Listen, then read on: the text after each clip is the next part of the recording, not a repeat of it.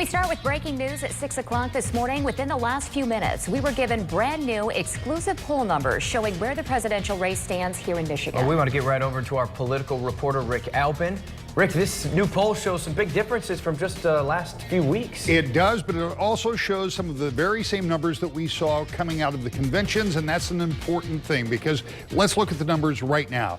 According to our new Epic MRAA poll, it says right now that Hillary Clinton leads Donald Trump 43 to 32%, an 11-point spread.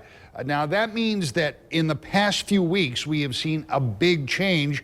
However, we've seen that change before because this volatile election cycle shows that people are not necessarily married to their candidates. Let's take a look at those numbers that go back to September and then again to August. You see, it's 43-32 today, but back in September, it was a very small margin, 38 to 35 within the margin of error. And everybody said, well, what happened? Well, what happened was after the conventions where you see it 43-32 there in August, where Hillary Clinton got a big bump, Donald Trump was able to somehow close that gap. And people said, well, here we are in Michigan.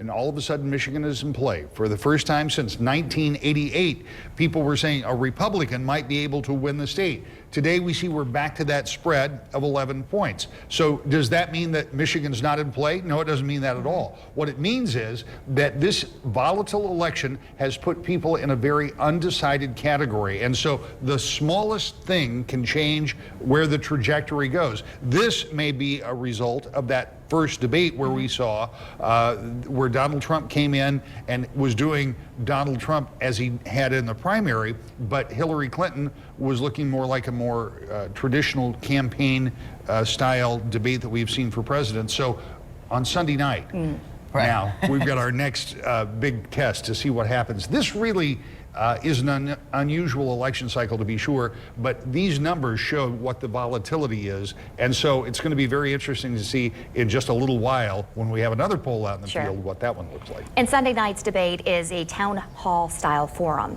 Right. Okay, and so that's a little bit different. It is different, and we'll see how that plays because it'll be more conversational and you don't have the ability, well, traditionally you don't have the ability to be as much on the attack because you're engaging with other individuals. All right. And those polls you showed us changed from August to September. Right now, October to November. And just 33 days. That's right. But who's counting? Yeah, right. Not us. Thanks, Rick. Thank you, Rick.